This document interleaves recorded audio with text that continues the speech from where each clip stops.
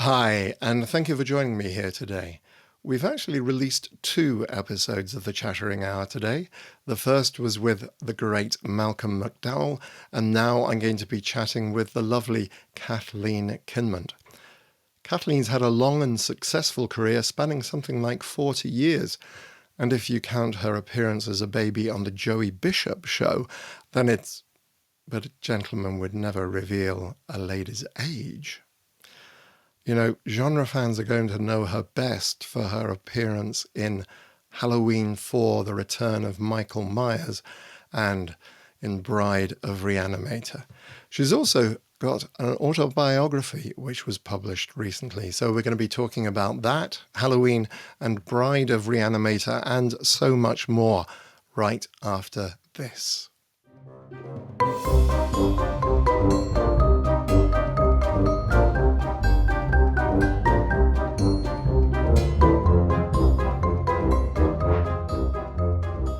Okay, so Kathleen played Kelly Meeker in Halloween 4, The Return of Michael Myers, and the bride in Bride of Reanimator.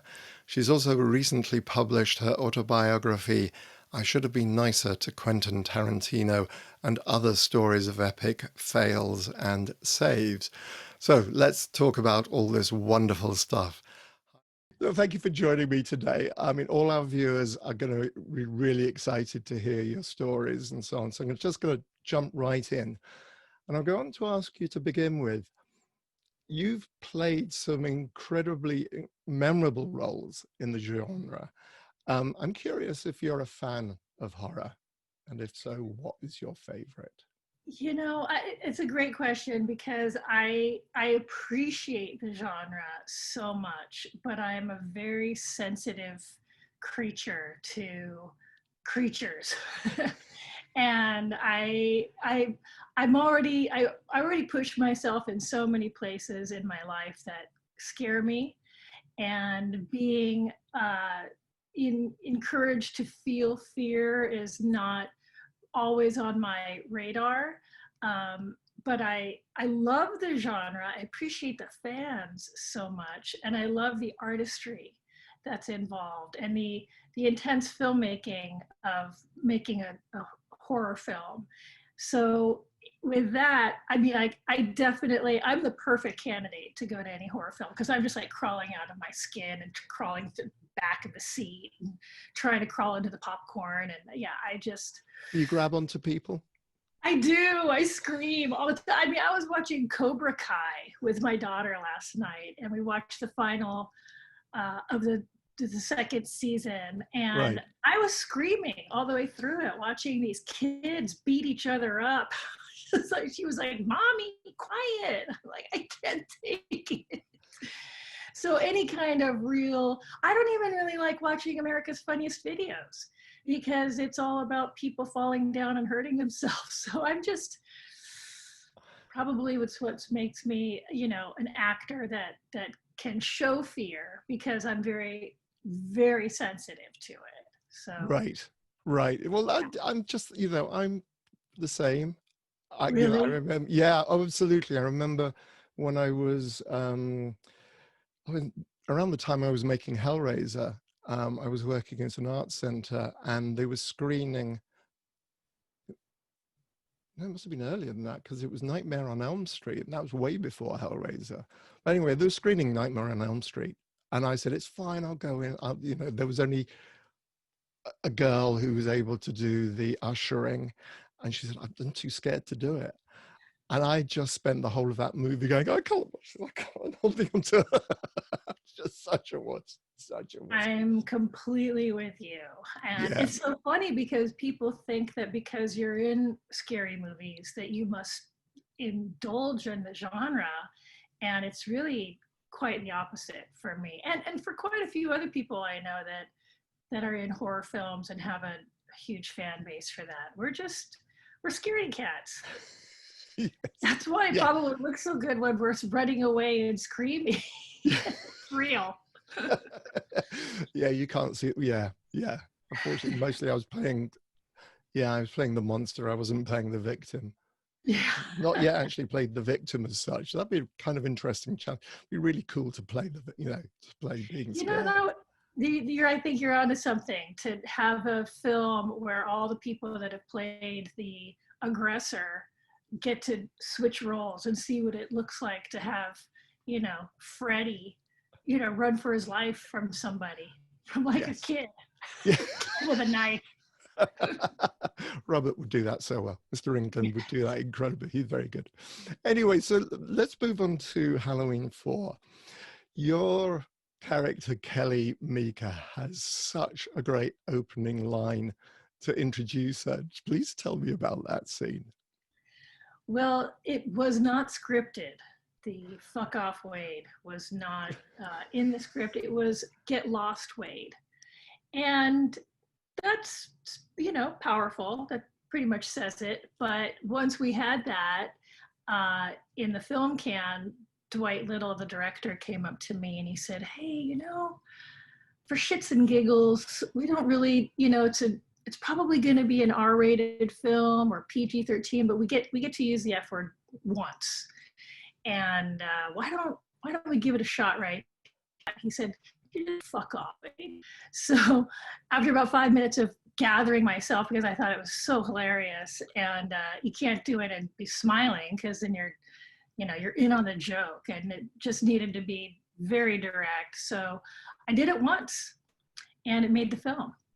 And it's quintessentially the thing that I write more on any photo. I've written it on people's arms and they've gotten it tattooed. It's just one of those, before you can even take a breath, to like, it's just such an annihilator. It's such, and his reaction is so good. I think the way that whole thing is built up, it's a really, really lovely moment in this. It's a really lovely moment in the film. Really nice introduction to the character, right? Yeah, yeah. And fastened her I mean, t-shirt. that didn't put target on my chest right away. Might as well just put a bullseye, right? Right where he puts the riot gun. Yeah, absolutely. So in terms of the thing about the Halloween franchise more generally, after Jamie Lee Curtis, Donald Pleasance became more the central focus of the films. Did you actually get to meet Donald Pleasance or work with him at all? I did. We saw each other on the set quite a few times, and I knew he was a classically trained, brilliant actor that already came with such a resume and so much respect.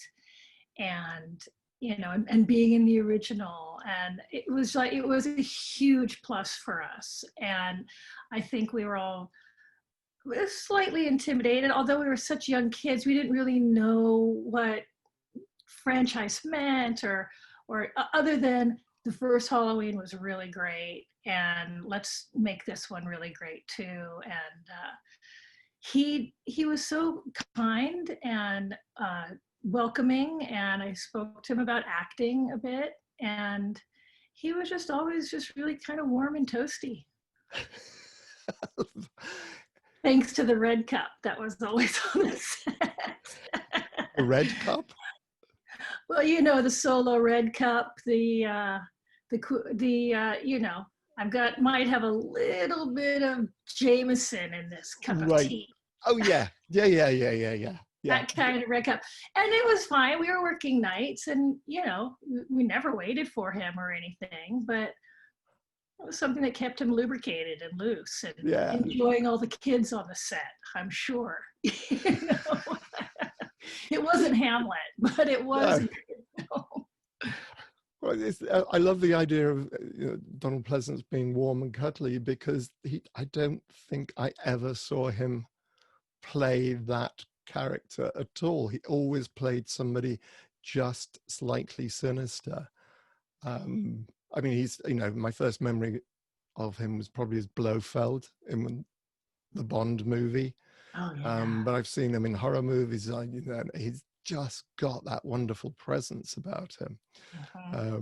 But yeah, they nice. should call him Donald Presence.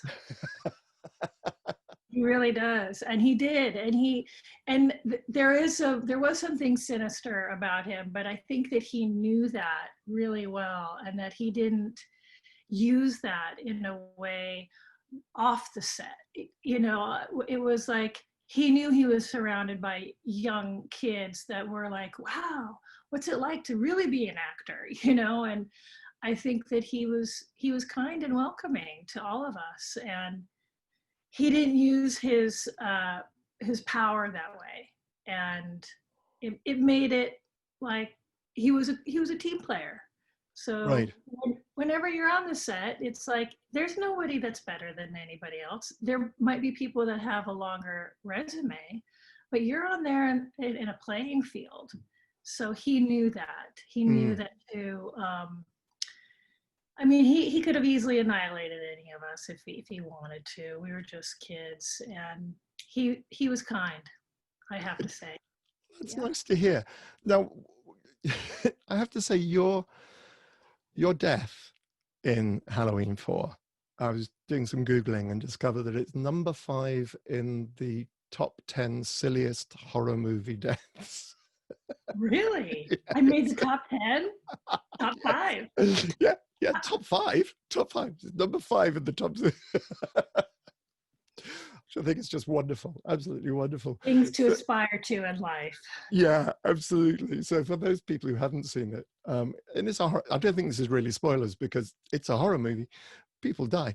What do you remember Pay for about? that. Yeah, Mm-hmm. yeah. What do you remember about the filming this? Because basically, well, perhaps you should describe how Kelly meets her demise.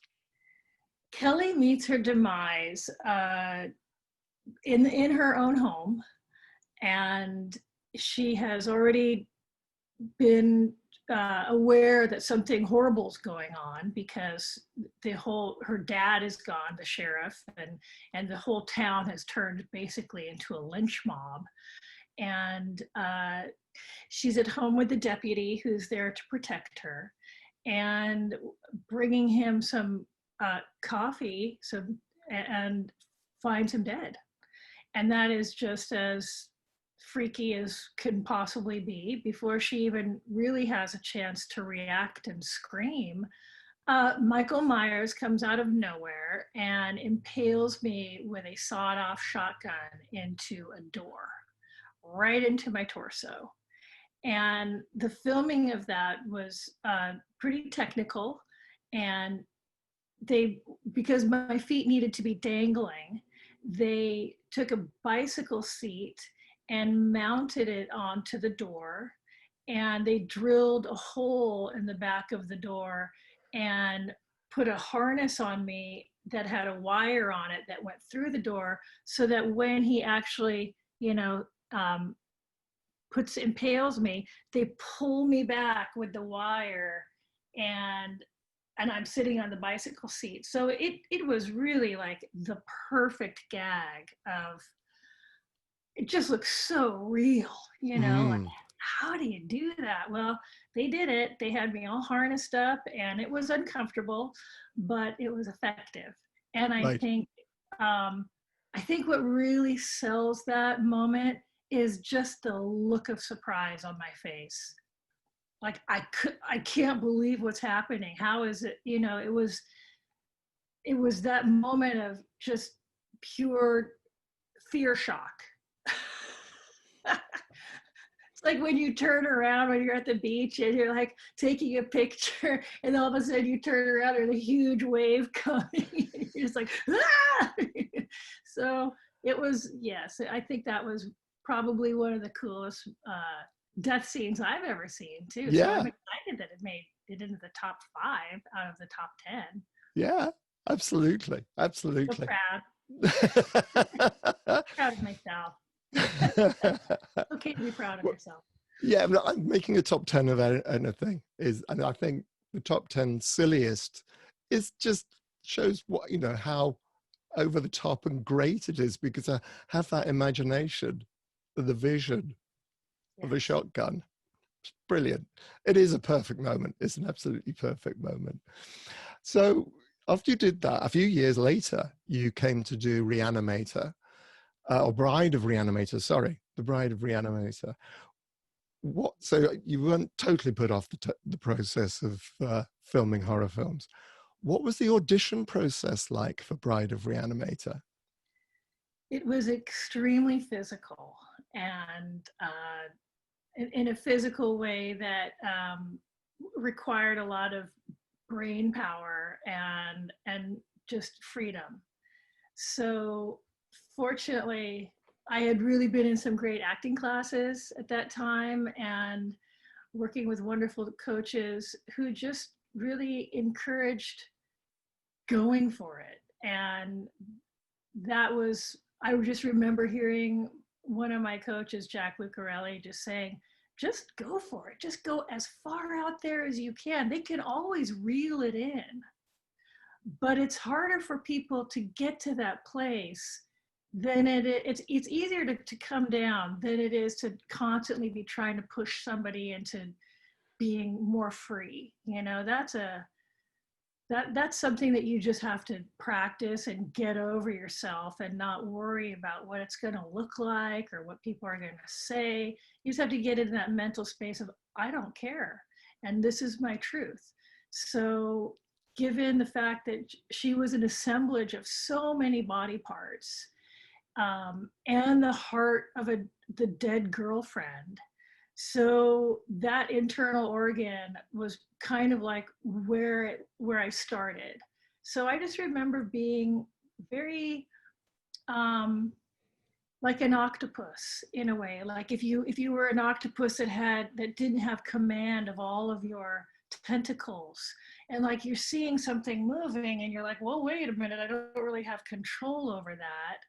It was just like the spinal cord got ripped. And yeah, I spent a lot of time in my own anatomy, and I think maybe it showed. I don't know. And the It's vulnerability of the pain of all Yeah, that. and so you were doing all this during workshops with the director, or just The process was, I believe, 3 auditions. One general audition, which had the dialogue. And then the other 2 were really just working with the director doing physicality. And by the 3rd one, I had it. And so they called me and said, you got the part. Would you like to and get the script and get a copy of the Reanimator? So we have one on VHS. And for people who don't know what VHS is, it's a tape.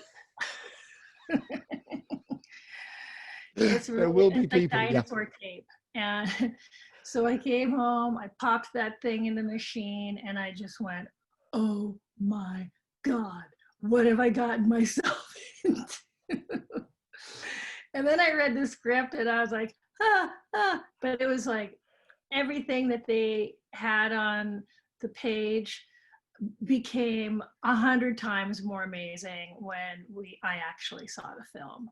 There was so much imagination put into that, not into just my character, which the K&B Effects group created so lovingly, but everybody else, Screaming Mad George. I mean, there was just so much artistry and creativity involved in that. And I'm really proud to be a part of that as well. Yeah, it's extraordinary, and I love the animation, and it's just, again, it's what we were referring to earlier on in Halloween 4. It's the imagination that I think you really appreciate. It's like you've got the crawling finger creatures that walk over the back of the set. It's like, because your man just keeps on creating, just seeing what he can reanimate and what little creatures he can. It's brilliant. It's absolutely superb. But There's a lot of humor in that movie. yeah, Which is great. That I really loved because it was so over the top, but yet it still really had a heart. It still had this truth factor with the relationship between Dan and Dr. West, and Dan and Meg's dead heart, and Dr. West and the bride. I mean, it was like this love triangle, almost yeah, like a quadrant, because Meg's heart was a part of it. So there was Yes. like a whole nother person involved that was never there, just that essence. So it's pretty interesting script. I'm sure. Yes. Yes. I think it's always fascinating to see the scripts and then see the final film and see, Mhm. actually see the shooting script and then see what ends up on screen afterwards. It's great. So going back to the actual process of creating, how many body casts did you have to go through? Well, it was a lot of different parts because they had to do my hands, they had to do my feet, they had to do my legs, my torso, and my head in a few different, like a resting with my eyes closed, and then the scream, and then another one where my head was tilted back in a scream. So it took a whole day. Right. Every cast took about 15 minutes. And the one that of course I remember the most was the one where I had to hold my head back for like 15 minutes with my mouth open, and so glamorous. But So they just sculpted the plaster around your face. mhm, yes, yeah, Yeah. I had eye coverings. I had straws a couple times, but it was that day where the guys just talked me through it all the way and just told me like, you're gonna be so great in this, you're so cool, you're so fun. And I was like, oh god, they're really setting the bar for me to be a happy person throughout this. I was like, oh, I hope I am. The end of it, I can tell you guys are setting me up for some real grueling experience. You're like, you're just the best. We're gonna have so much fun. And I was like, okay, sure. But we did. We really did. And I love those guys. Robert, Bob, Greg, really fabulous people that know their craft, and never a minute was wasted on anything. They just get there and they do their thing. And I always felt like I was really protected. Um, and and I think it shows. I think that the performance was like I was in it. And I know you know this too, that as an actor, once you get your costume on, you have the character really tactile, Mm. and it makes such a difference. And I mean, by the time I stepped on that set in that Bride of Reanimator costume, I was a monster. Um, and I was outside of my body for quite a bit of it, but inside it, like so deep inside it that Yeah. I was no longer Kathleen. I was definitely, and it's not that I'm a real method actor, but I think that is part of the method.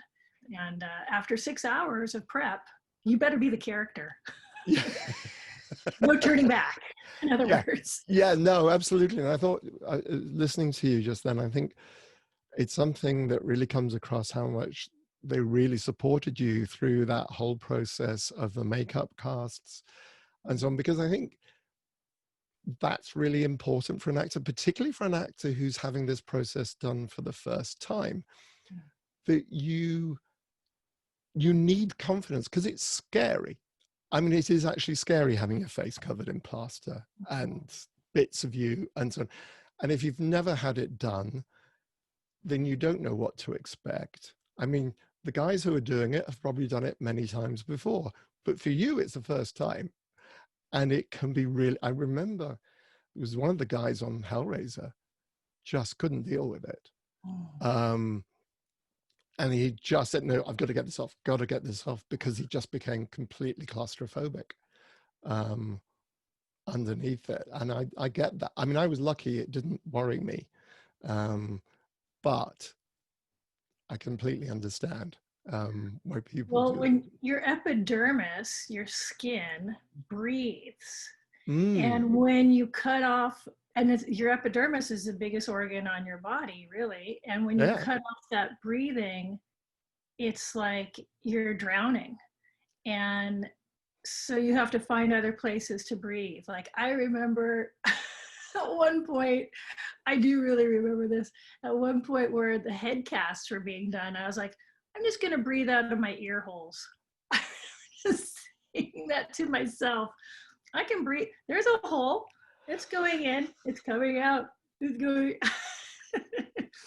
You do. You have to have some real mind control. Yeah. And the mindset also of trusting who you're working with. Yeah. And knowing that they know that you're going through something that's a sensitive situation, and yeah, you just have to put yourself on a beach in Tahiti or something. Go somewhere else. Yeah. Yeah. Sorry, I don't know if that's an unintentional reference to Phil Coulson and Agents of S.H.I.E.L.D. But that's another story entirely. Agents of S.H.I.E.L.D. fans will know what I'm talking about. One of the moments I liked particularly in your performance was when you first see the bride stand up. It was very reminiscent of Elsa Lanchester in The Bride of Frankenstein. Had you watched Bride of Frankenstein, the original black and white movie? I didn't actually sit down and study it. I did remember certain motions that she did, just because that is such an iconic piece of film footage, where she just like, Yeah. that kind of static movement. And so that was always in my brain, because I'd seen that when I was a kid. You see that piece of film footage throughout your life at any given moment, but I really wanted it to be my own. I didn't want to copy anybody else, but because that was what the director wanted too. He wanted that jerky motion, and so I was completely down with it. It made sense. Yeah. And we weren't trying to recreate what she had done, but it certainly was a great blueprint. And yes. Yeah. Well, I thought what you said earlier on about an octopus who's lost control of their tentacles and is trying to relearn that body. Right. Or learn this not relearn in this case, learn a completely new body is extraordinary. I know, and I find it, I do find it fascinating that you get to a similar result, but because you have your own truth, that's why it's effective. I think if somebody just said, do Elsa Lanchester, then it doesn't work. It's in danger of becoming parody. An actor's job is to create a believable character formulated from their own personal truth. You don't create a believable character based on somebody else's own personal truth. You have to bring something that is so personal to you. Now you're really speaking a truth, right? Otherwise, you're just doing an idea. And ideas, we can tell.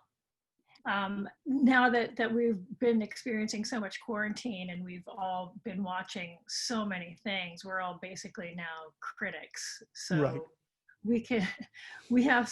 It's a savvy audience. Nobody can fake out the audience anymore, I think. And especially because we have so many great artists out there. The acting in television is equally as amazing in film. I don't think that there's really, it can be a lower budget production, but you can still have great performances from people that come in and really know what they're doing and care. So to me, there are no small parts. There's only minimal effort. Yeah, absolutely. So I want to move now to jump into your book, your wonderful book, which I really enjoyed reading. This is the one.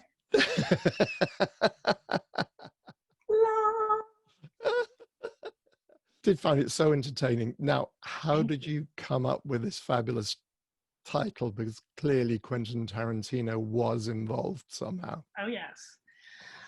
Well, it actually 10 years ago in January of 2010, I got to go to the DGA Awards with Tanya McKiernan, who is Stephen Cannell's daughter.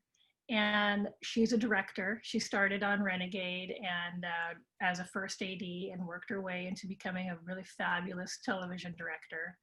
And so she invited me, and that was the year that Quentin was nominated for Inglorious Bastards. And he was in my very first acting class when I was 16. Wow. And I didn't, he was just a 19-year-old kid or 18. I think he's just a couple years older than me. And like another teenager in the class, and he was in the back writing whatever he was writing, probably Pulp Fiction or Reservoir Dogs, I don't know. But he had told my acting coach that he had said to me that he really wanted to do a scene with me, but it was going to be involving kissing. And I was like, oh God, I'm still trying to figure out how to play a messed up teenager, with like parents and getting on stage with recognizable adult actors this was a real acting class. This wasn't at school. This was a grown-up class that I was a part of. And I was just way beyond intimidated and nervous as can be. And I just was like, told the teacher, the coach, I said, under no certain circumstances, put me in a scene with that guy. He's really frenetic.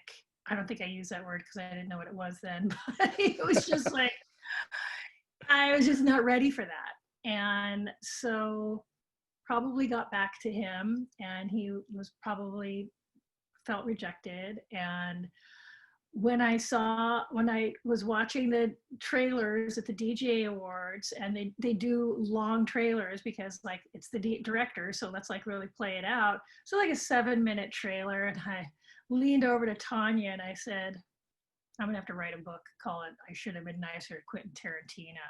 And she's like, oh my God, you have to do it. I said, what, write the book? She goes, no, you have to go tell him that before we leave tonight. So I said, okay, well, if he doesn't win, I'll go up to him and tell him that. So he didn't win. Catherine Bigelow won for The Hurt Locker. And he's down there with, Brad and Angie and Christoph Waltz and all those guys, and they're all talking. And I just kind of made my way over, and he's like, oh my God, Kathleen, because I'm sure he's followed my career. He works with K&B Effects Group all the time. And we know the same people. So I come up to him and I say, I just want to say congratulations on your life, Quentin. Your life has been so wonderful and amazing to watch, and your films are fabulous. And I just want you to know that I've decided that I'm going to write a book called I Should Have Been Nicer to Quentin Tarantino. And he just went, ha, ha, ha, ha, ha. And I thought, if I can make Quentin Tarantino laugh, chances are I might be able to make somebody else laugh too. And I percolated on it for a couple of years. I didn't really do anything. And then I started thinking, well, because I was told, I threw it out there a couple of times, and people were like, that's a really great title. And then when I started realizing what that was about, it's an epic fail of my life that I learned a lesson. And maybe this can be the premise of how I write the book about my life. Instead of like, oh, and then I did this amazing thing, and then I did that wonderful. It's like, how about do something that we can all really relate to and actually find entertaining, which is other short stories of epic fails and saves. And that's what our life really is about. Our life is about making mistakes and having the fortitude to either do it better the next time, learn a lesson, give someone, hey, you may not want to do that because I did that and it didn't really work out for me, and I can tell you my version of it. But it's not like I'm some sage teacher or anything. It's really just about sharing and doing it with my truth and my humor and letting those two things collide, I think are pretty interesting and entertaining. And Mm. as you know, as an actor, our job is to entertain, enlighten, inspire. This is our responsibility. And if we're not doing those things, then what's the point? So I thought, well, this is something that I can have from my daughter, and she can know about my career, my experience, my stories of when I was a kid, growing up in the business. And then I realized this is actually really for me. So it's been a cathartic experience. I'm truly really proud of myself that I finished, and to be able to release it during this particular moment in history has been even more profound, because we have to keep producing. We have to keep creating. We can't just sit around and go, well, you know what? I can't do a book tour and I can't go on TV shows and I can't do, it's like, just do it. That stuff will happen eventually. I wrote a children's book called Magic and Beauty that I also released this year at the beginning of the year, January 2020. Wait, what year are we in? It's right. You were just going back to that channeling of that moment with Quentin Tarantino at the awards when this whole thing kicked off in 2010. How has the reception been for the kids' book? You said it came out in January. Oh, the children's book has been great. Yes, people love it. The kids really love it. It's my creation story, because we should all take a stab at it, because nobody owns the rights. I'm not going to get sued to how the world was created. My daughter at the time, she was 4 years old, and she asked, where did all this stuff come from? And I said, well, I'm pretty sure, I think it's all from God, I guess. That's what I've heard. And she said, wow, that's a lot of work. She must have been really sweaty. I'm like, yeah, she was sweating like a horse. So my daughter, who's horse crazy, I thought, what a great way to pay homage to this beautiful planet that we live in, with all the colors and all the beauty and all the magic that it's created in, and have it done by a unicorn named Magic and a Pegasus named Beauty. And basically, Beauty has needs, doesn't she always? She's thirsty. She's This is a hungry. children's book. Oh, sorry. Yeah, thirsty. Okay, fine. She wants to go swimming. She wants to eat something sweet and crunchy. So Magic, with his magic powerful unicorn, gets inspired by Beauty, which we all are. And he just, starts creating stuff for her. And it's a really, I'm very proud of this. Okay. Yes. Okay. Cool. All right. Well, that's we'll come back to those two books a little bit later on. But actually, going back to, I should have been kinder to no, I can't even say it. Kinder to Quentin. Kinder to Quentin. That's great. Warm up. I like that one. Kinder to Quentin. You mentioned in the book that you. Quentin Tarantino. Kinder to Quentin. Sorry, I was talking over you. That's probably what always freezes it. It is, oddly enough, that's exactly what it did. There was a couple of moments that I'd like to pick out of the book. And I think this is incredibly brave, you wrote and directed a short film starring your mother, Abby Dalton, called Mrs. Sweeney. And perhaps not everyone will know your mum's career. But which show was your mum well known for being in? Well, later in her career, she was most well known for Falcon Crest. And earlier in her career, she played opposite Jackie Cooper in Hennessy back in the 60s, before I was born, or early 60s. She played Joey Bishop's wife on the Joey Bishop Show. And that was actually the show I was born on. And I was on TV first day, really. And then they canceled the show. So I basically got my SAG card and my unemployment card on the same day. Welcome to the business, kid. You're canceled. So this is the And Joey Bishop show. Yeah. yeah. And then after that, she went on to play Jonathan Winter's wife on the Jonathan Winters show. And she was nominated for an Emmy for Hennessy. Um, she had a really wonderful career. She worked on so many shows and she had an incredible stage career. She did multiple dinner theater across the country. That was really, I think, her real love was live. I think she loved being on stage and getting that that warmth from the audience, that immediate gratification. Right.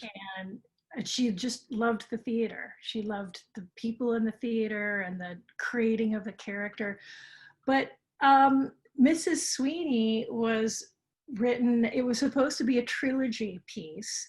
I had just done a half-hour short for Danielle Harris called Prank. And it was going to be 3 female directors or 3 female actors that were like scream queens, and then putting them into the driver's seat as a director. Right. And the first one got made, and then so I wrote Mrs. Sweeney with my brother Matt, and it was based on this horrible thing we used to do to the neighbor across the street who was really mean. She was not a very nice lady, and I mean, we were super young kids, so we would do kind of like pranks to her. It only lasted for like a week, I think, but we got into some serious trouble. So I thought, okay, well, there's something pretty fascinating about seeing an older person get picked on and then turn the tables on those kids, because elder abuse is definitely a thing, and bullying is obviously a big thing too. So I thought, why don't we just bring both of those together? And my mom was so more than happy and willing to play that title character. She was, and she was practicing all the time. I was like, Mom, we got at least a good 2 months before we're going to be shooting this thing. You can tone Mrs. Sweeney down in the house a little bit, because she was, like always ready to pounce. What was your favorite moment from the filming? My favorite moment was when she comes into her yard and she sees what these shitty little kids have done to her yard. They've cut all the roses off of her rose bush. They've dug holes in her yard. They've turned the water on and it's just running down the stairs. And I hired all these really fabulous kids, 5 kids, 5 actors, and all young actors that all got nominated for Young Artist Awards from that film. And that day, it was actually her first day filming. And when she came in and she's walking her dog, and the look of despair and shock and anger on her face, and all the kids were watching her do this, and they were just like, whoa. It was like a Donald Pleasance moment, quite honestly. It was like they knew that they were in the midst of this 80-year-old woman who has a long career, illustrious resume of fine work, and that she gave it her all for that show. And they were just like, this is going to be good. I'm going to put the film up on my website so that people can see it, because she's now 87, and I'm in the golden moments with her right now, and she's so worthy of the appreciation. And I don't know that she would, she just might feel it energetically of people watching and Right. appreciating what she's done. Yeah. Now, another strong woman in the book is Esther Williams. Yes. And I grew up knowing Esther Williams films because they used to screen them on BBC television. Sunday afternoons. We used to watch her and just like, be amazed by this woman who swam and was a star.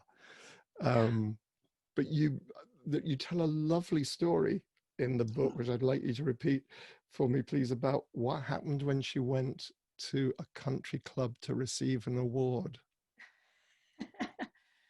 She went to the LA Country Club, because let's just call it out, because that place, it was ready to be to be uh, to be called out. Right. She had Esther Williams, MGM star, icon. Nobody else had her career. She was the only person that did her own stunt.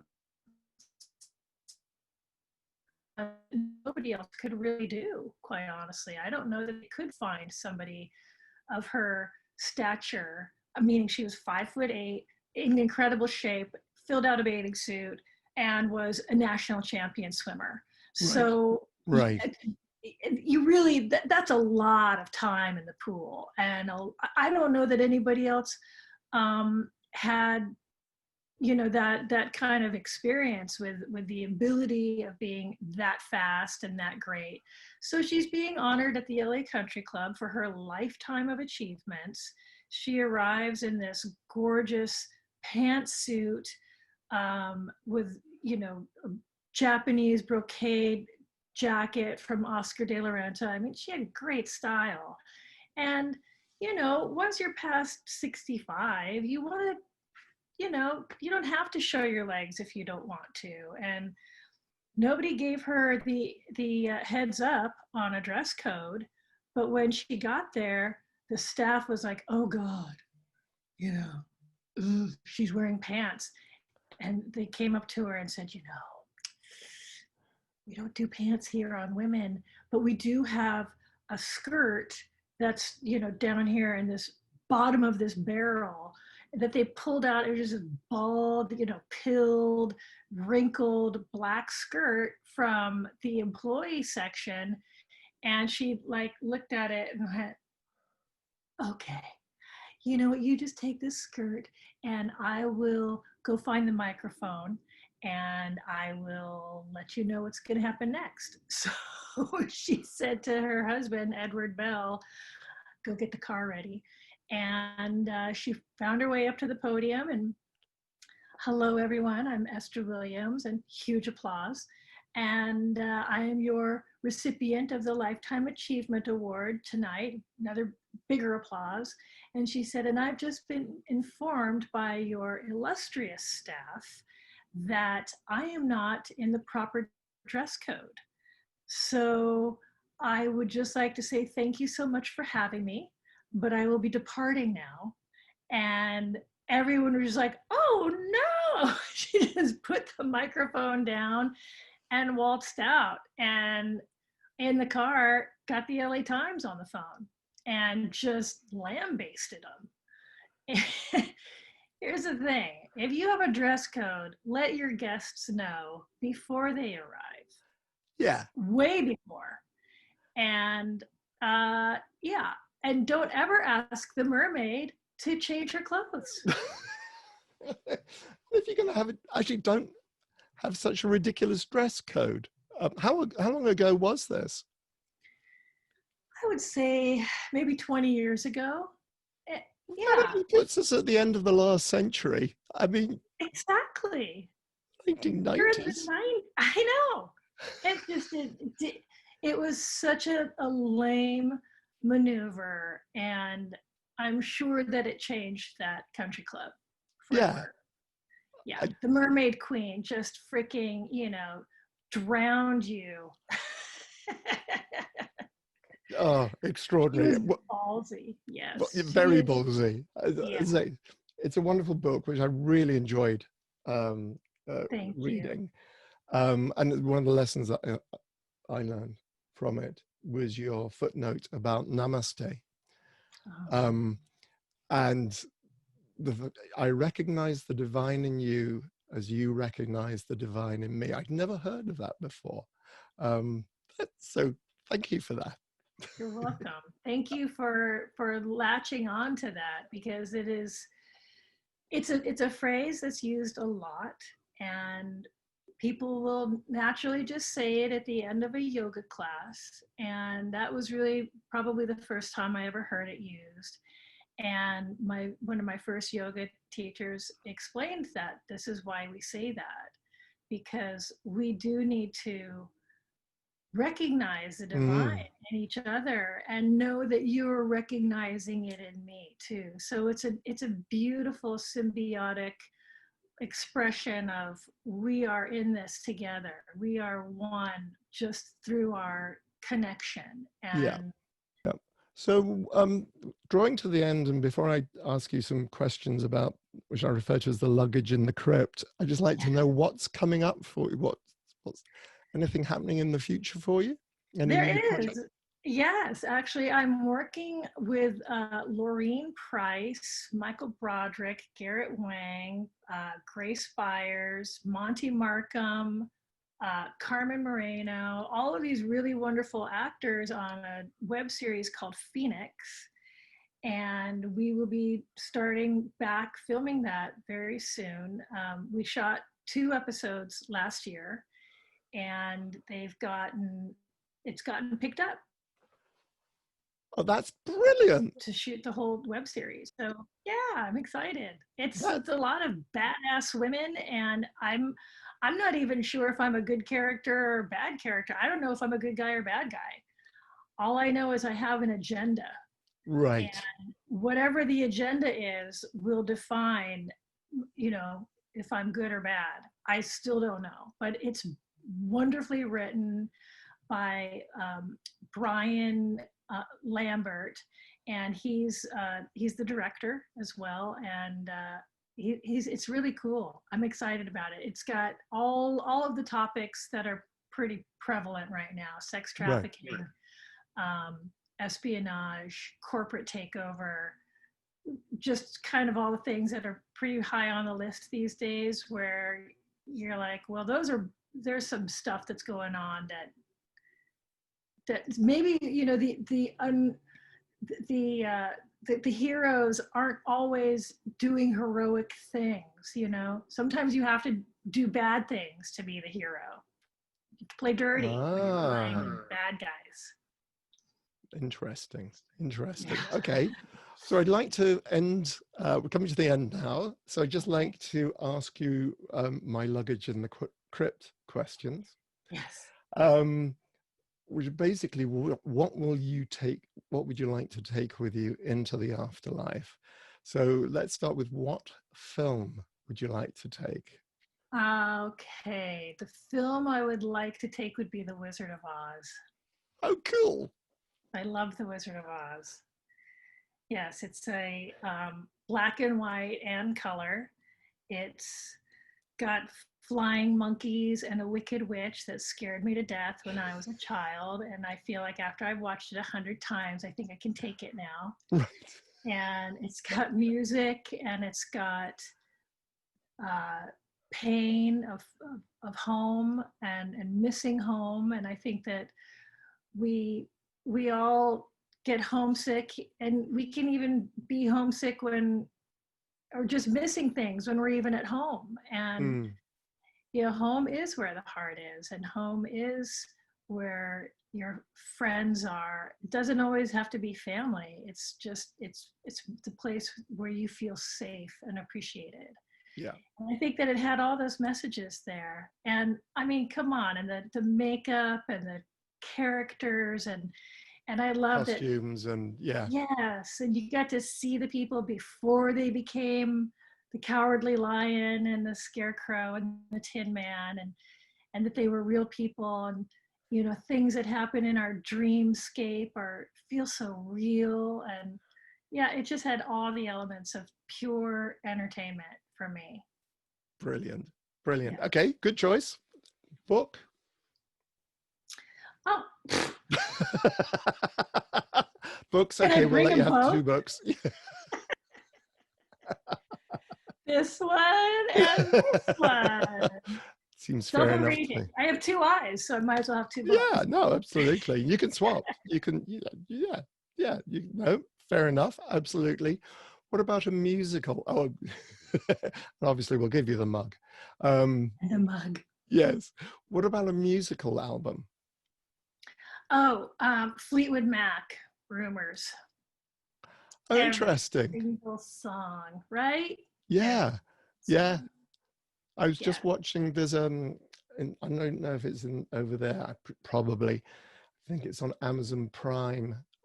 They've got a documentary on the making Wow. of the album, which I Wow. just started watching last night because I've been listening to it on Prime Music recently. I love the album. It's great. Wow.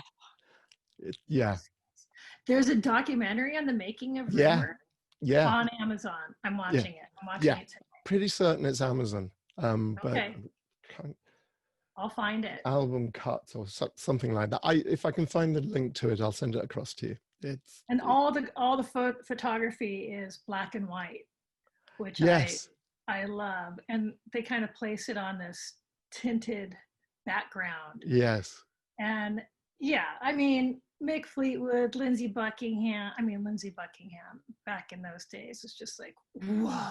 yes, yes, Yeah, yeah. yes. And Stevie Nicks, and I mean, just everybody, the whole band is just, and the music. Okay, Yeah. good choice. Favorite food? Indian food, curry, anything with curry. I think I was probably born on the Ganges in several lifetimes. And yes, I love curry. I could eat it all the time, You know, every day. as we're recording, it's nearly my dinner time, and I can smell curry floating up through the Oh, you can. drifting. No, kid you not, kid you not. I know it's curry this evening. Which reminds me, gosh, yeah, my father used to make curry every Monday evening because Mum used to work on Monday Oh, evenings. My father, proper English curry, i.e., it had potatoes, a boiled egg, and sultanas in it, and the curry powder. And taste of my childhood. Yeah, I love a curry.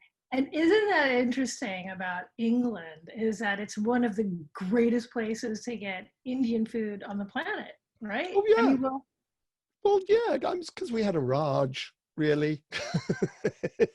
you had a Raj, We had a Raj. Yeah, we had an empire. We had Queen Victoria. right? India was the Yeah. jewel in the crown. It all goes back to that. Yeah, lots of Now, expats. what on a spicy level, how do you like your curry? Well, no, I can't take really spicy food. It makes my bald head itch, which Ooh. cracks my husband up every time it happens. But yeah, he can always tell if it's too hot because I'll start scratching my head. So what about That should be you? the name of a spice, head scratching spice. Head scratching spice. What about you? What are you? I'm probably in the middle of the road. I like the flavors. I don't like it to be the spice to be so overpowering that my mouth is on fire and I just need to like drink yogurt to try and make Yeah. it cool off. So on a scale of 1 to 5, I'd be about a 3, Okay. 2 to 3. Yeah. Okay. Because you don't want to hurt yourself. No. I think I'm a 1, occasionally a 2. It's just yeah. What about a luxury to take with you? Oh, that's easy. I would bring this Lavender Oak Vineyard wine. It's my cousin's wine. Oh, Delicious. Red wine. say the name again for me, please. Lavender Oak Vineyard. It's Lavender. yes, lovwines.com.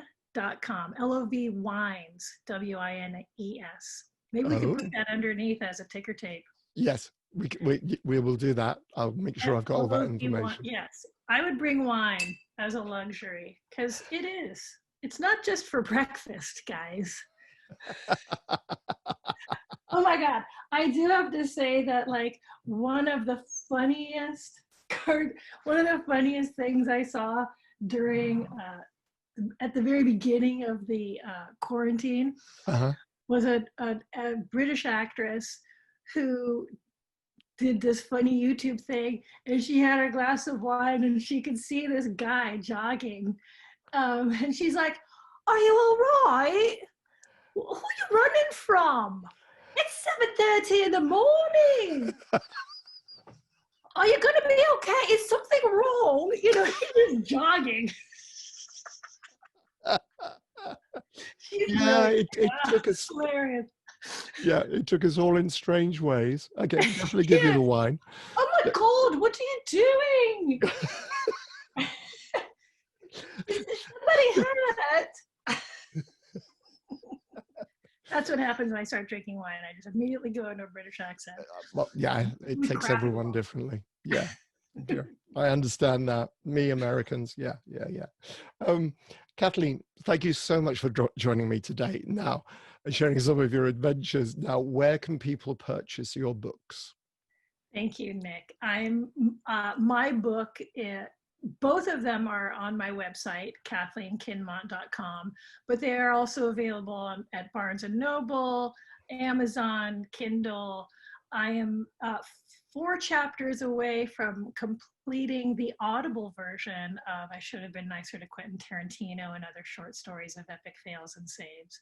So that will be released October 1st. Oh, wow. So yes, I'm reading my own book, and That's oh great. my gosh, yeah, I'm having a ball with that because I'm producing it myself, so I can do whatever I want. Sure. There's no rules. So I've added this different little sound effects and things to just make it even that much more enjoyable and entertaining So and it's quite yeah. totally authentic. Totally authentic. Yeah. I mean, me reading my own stories of my own f ups and my own lessons, and there were I have to say, performance wise, it's taken me to a whole nother level. I have such huge respect for people that do this for a living, read books, Mm, and it's quite an intense project because anyone who does voiceover, you're always working with just a little bit of copy. I mean, yeah, this is a real book that's thick, you know. So yeah, this has been 2.5 months of work for me, and there were moments, I have to say, where I was like, I had to stop and right, cry. I had to right. stop and really Of course. gather myself because a you don't want to be having the emotion that is meant for somebody else because it's so indulgent, and yet these were things that really happened to me, so it's hard not to get Mm, emotionally mm, yeah, involved at times. And yeah, I've really had to be strong right. and dig deep. For the most part, it's a tremendous amount of fun, and I'm laughing. I laugh at my own jokes anyway, but I'm trying to, bring some levity to the world. Um, Good, good. We definitely need that. Kathleen, thank you so very much. Please stay safe and stay well. Thank you, Nick. I wish the same for you. Be well, stay safe. That was so much fun. Kathleen's book really is a wonderful and personal journey, so check that out. And Halloween 4, The Return of Michael Myers, returns to drive-ins across the US during October. It's part of a triple bill with Halloween and Halloween 5. See local listings for details. And next week on the Chattering Hour, I'm joined by my very special guest, the pop culture icon Tracy Lords. We'll spend the hour discussing her incredible career. Until then, stay safe and well.